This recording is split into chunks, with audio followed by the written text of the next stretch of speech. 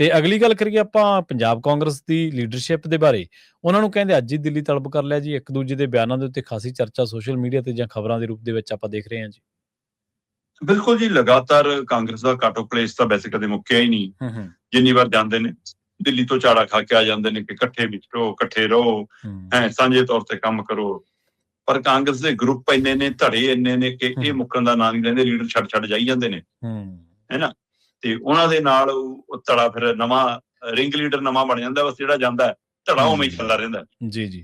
ਸੋ ਇਸ ਲਈ ਕਾਂਗਰਸ ਕਾਫੀ ਧੜੇ ਨੇ, ਤੇ ਨਾ ਧੜੇਬੰਦੀ ਦੇ ਵਿੱਚੋਂ ਹੀ ਆ ਪਿਛਲੇ ਦਿਨਾਂ ਦਾ ਮਾਮਲਾ ਨਿਕਲ ਆਇਆ ਸੀ, ਜਿਹਨੂੰ ਜਾਤ ਆਧਾਰਿਤ ਜਾਂ ਜੱਟ ਬਨਾਮ ਦਲਿਤ ਬਣਾਉਣ ਦੀ ਕੋਸ਼ਿਸ਼ ਕੀਤੀ ਗਈ ਇਸ ਤਰੀਕਾਕਾਰ ਨਾਲ, ਹੈ ਆਪਣੇ ਲੀਡਰਾਂ ਨੂੰ ਇੱਕ ਦੂਏ ਨੂੰ ਭੰਡਣ ਲੱਗ ਪਏ, ਨਿੰਦਣ ਲੱਗ ਪਏ। ਤੇ ਇਸ ਦੇ ਵਿੱਚੋਂ ਫਿਰ ਪਾਰਟੀ ਹਾਈ ਕਮਾਂਡ ਨੇ ਭੁਪੇਸ਼ ਬਘੇਲ ਦੀ ਅਗਵਾਈ 'ਚ ਫਿਰ ਪਿਨ ਪੁਆਇੰਟ ਕੀਤਾ ਕਿ ਬੁਲਾਓ ਇਹਨਾਂ ਸਾਰਿਆਂ ਦੀ ਮੀਟਿੰਗ, ਤੇ ਮੀਟਿੰਗ ਤੈਅ ਹੋ ਗਈ 23 ਤਰੀਕ ਦੀ ਜੀ। ਤੇ ਸਾਡੇ ਹਿਸਾਬ ਨਾਲ ਕੱਲ ਨੂੰ ਹੋਣੀ ਸੀ, ਮਤਲਬ ਅੱਜ 22:30 ਦੀ ਸਵੇਰ ਚੜੀ ਆ। ਸੋ ਪਰ ਪਤਾ ਲੱਗਾ ਕੱਲ ਦੇਰ ਰਾਤ ਦੁਬਾਰਾ ਹੁਕਮ ਲੱਗੇ ਸਾਰੇ ਲੀਡਰਾਂ ਨੂੰ, ਜਿਨ੍ਹਾਂ 'ਚ ਵਿਰੋਧੀ ਧਿਰ ਦੇ ਲੀਡਰ ਪ੍ਰਤਾਪ ਬਾਜਵਾ ਵੀ ਨੇ, ਜਿਨ੍ਹਾਂ 'ਚ ਪ੍ਰਧਾਨ ਅਮਰਿੰਦਰ ਸਿੰਘ ਰਾਜਾ ਵੜਿੰਗ ਵੀ ਨੇ, ਜਿਹਦੇ ਵਿੱਚ ਸਾਬਕਾ ਉਪ ਮੁੱਖ ਮੰਤਰੀ ਰਹੇ ਸੁਖਜਿੰਦਰ ਰੰਧਾਵਾ ਵੀ ਨੇ, ਜਿਹਦੇ ਵਿੱਚ ਸਾਬਕਾ ਮੁੱਖ ਮੰਤਰੀ ਰਹੇ ਚਰਨਜੀਤ ਚੰਨੀ ਵੀ ਨੇ, ਵਿਜੇਂਦਰ ਸਿੰਗਲਾ ਵੀ ਹੈ, ਤੇ ਹੋਰ ਕੁਝ ਮੈਂਬਰ ਵੀ ਹੋਣਗੇ। ਸੋ ਉਹਨਾਂ ਨੂੰ ਰਾਤ ਫਿਰ ਕਹਿੰਦੇ ਜੀ ਸੁਨੇਹੇ ਦੁਆਰਾ ਲੱਗੇ ਕਿ ਸਵੇਰੇ ਹੀ ਆ ਜਾਓ ਦਿੱਲੀ। ਸੋ ਹੁਣ ਕਈ ਦਿੱਲੀ ਦੇ ਰਾਹ 'ਚ ਹੋਣਗੇ, ਕਈ ਦਿੱਲੀ ਪਹੁੰਚ ਗਏ ਹੋਣਗੇ, ਕਈ ਜਾ ਰਹੇ ਹੋਣਗੇ।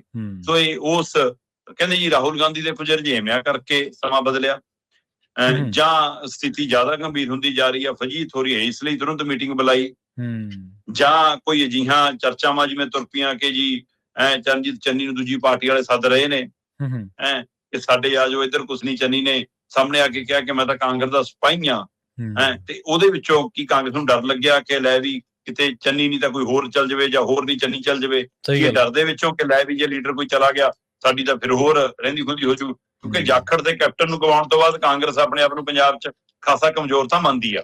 ਸਹੀ ਗੱਲ, ਬਿਲਕੁਲ, ਹੈ ਨਾ। ਤੇ ਇਸ ਲਈ ਹੁਣ ਹੋਰ ਰਿਸਕ ਨਹੀਂ ਲੈਣਾ ਚਾਹੁੰਦੀ, ਇਸ ਲਈ ਤੁਰੰਤ ਮੀਟਿੰਗ ਬੁਲਾਈ। ਤੇ ਜਾਂ ਸੱਚਮੁੱਚ ਅੱਜ ਰਾਹੁਲ ਗਾਂਧੀ ਕੋਈ ਸਖਤ ਤਾੜਨਾ ਕਰ ਦੇਣਗੇ, ਜਾਂ ਇਹਨਾਂ ਦੇ ਖੜਗੇ ਹੋ ਰਹੀ ਕੋਈ ਸਖਤ ਤਾੜਨਾ ਕਰ ਦੇਣਗੇ, ਭੁਪੇਸ਼ ਬਘੇਲ ਵੀ ਉਸ ਮੀਟਿੰਗ 'ਚ ਹਾਜ਼ਰ ਰਹਿਣਗੇ।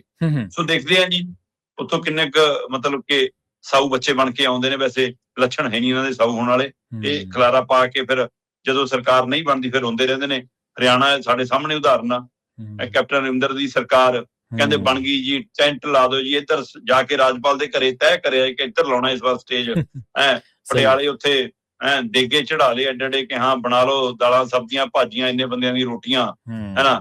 ਤੇ ਪਰ ਚੋਣਾਂ ਦੇ ਦੌਰਾਨ ਤੈਅ ਕਰ ਲਿਆ ਕਿ ਆਹ ਫਲਾਣੇ ਧੜੇ ਵਾਲੇ ਇੰਨੇ ਐਮਐਲਏ ਹਰਾ ਲਓ, ਬਹੁਤ ਜ਼ਿਆਦਾ ਆ ਜਾਣਗੇ, ਆਪਾਂ ਨੂੰ ਤੰਗ ਕਰਨਗੇ। ਉਹ ਚੱਕਰ 'ਚ ਸਰਕਾਰ ਹੀ ਗਵਾਰੀ ਸੀ। ਇਸ ਲਈ ਕਾਂਗਰਸ ਦਾ ਕਲੇਸ਼ ਇਹ ਮੀਟਿੰਗਾਂ 'ਚ ਮੈਨੂੰ ਮੁੱਕਣ ਵਾਲਾ ਤਾਂ ਨਹੀਂ ਦਿਖਦਾ। ਫਿਰ ਵੀ ਦੇਖਦੇ ਹਾਂ ਹੁੰਦੀ ਕੀ ਹੈ, ਝਾੜ ਝੰਮ ਕਰਨ ਤੋਂ ਬਾਅਦ ਕੀ ਹੁੰਦਾ। ਕੁਝ ਦਿਨ ਦਾ ਟਕਾ ਰਹਿੰਦਾ ਕਿ ਉਸੇ ਤਰੀਕੇ ਨਾਲ ਮੁੜਦੇ ਨੇ, ਜਾਂ ਕੋਈ ਵੱਡੀ ਧਿਰ ਪਾਰਟੀ ਛੱਡ ਕੇ ਜਾਣ ਦੀ ਤਿਆਰੀ 'ਚ ਫਿਰ